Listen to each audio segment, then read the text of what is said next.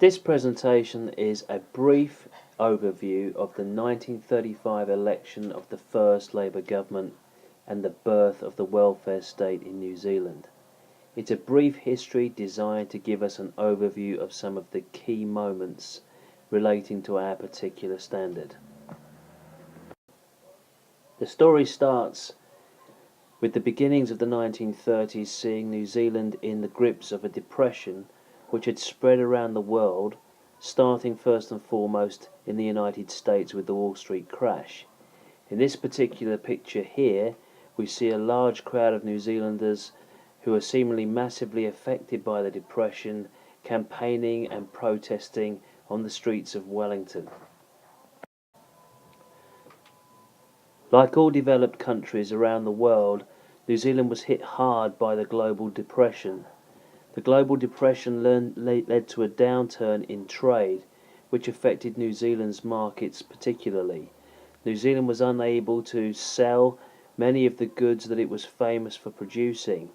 Towns like Wanganui here became ghost towns, and one of the biggest effects that people felt was unemployment.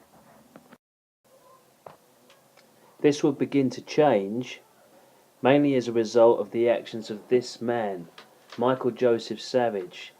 He would become the first Labour Prime Minister that New Zealand ever chose. The Labour Party was a new party in New Zealand in the 1930s. It offered different policies and a different manifesto designed to help ordinary working New Zealanders find their lives enriched. Because New Zealand was feeling the effects of the depression, so many people unemployed, so many people struggling to make a living, so many people struggling to make ends meet, New Zealanders in general were more inclined to look at a new party that might offer them a different way out of the despair that they were feeling as a result of the Great Depression. This photo shows Savage on the campaign trail before the election of 1935. Clearly you can tell from the expressions of the people that he was a popular politician. Clearly his messages about the way out of the depression were hitting home with ordinary New Zealanders. As a result, in the 1935 election, Labour won 46% of the vote. They gained 53 out of the 80 seats that were available in Parliament. Labour also won all 4 Maori seats.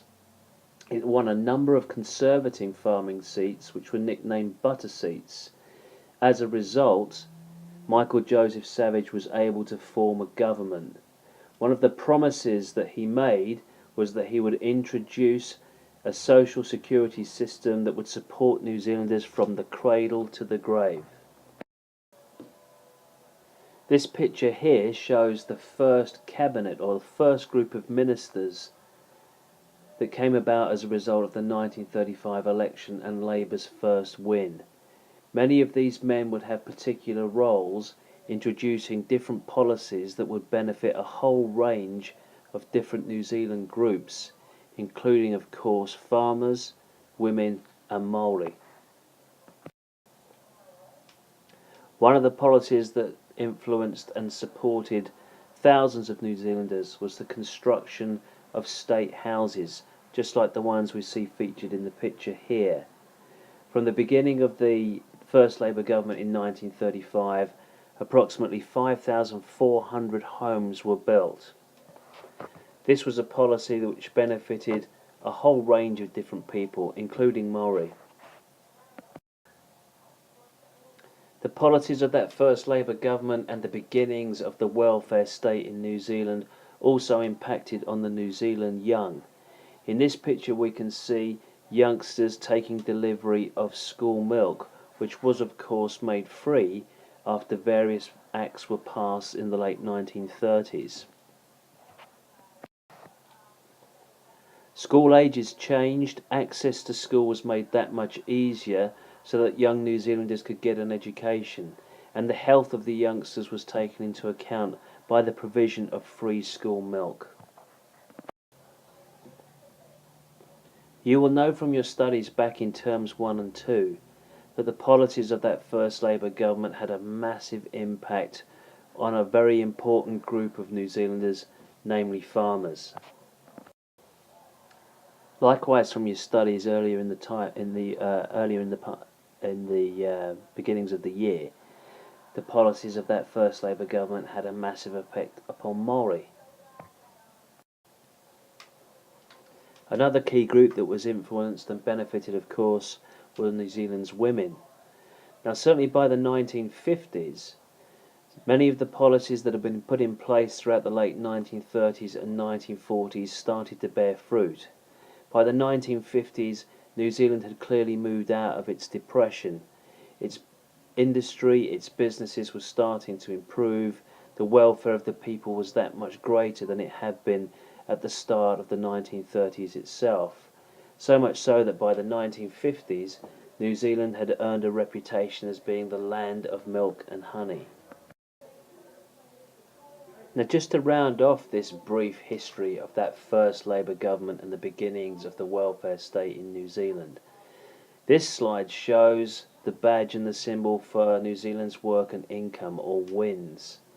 Had it not been for Savage and for the pioneering policies of that first Labour government, many of the social security benefits that we have today to support ordinary New Zealanders who may be in need because they're of a disability or because they lose their job, many of those things simply wouldn't exist. Now, when it comes to you using this presentation, you have to remember that the standard is going to be asking you to describe the election of 1935, put that election into some context, and also for you to talk about the beginnings of the welfare state.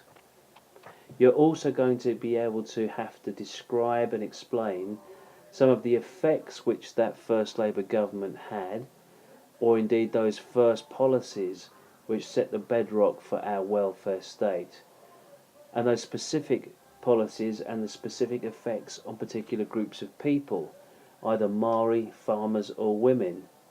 However, you might perhaps be asked to comment instead on the perspective which Maori, farmers or women had about that first Labour government, or indeed those policies that were introduced. The final part of our assessment will encourage you to look at not only the effects at the time, but also how that first Labour government and the policies it's introduced has continued to impact on the lives of New Zealanders since the 1930s, almost bringing events up to the modern time.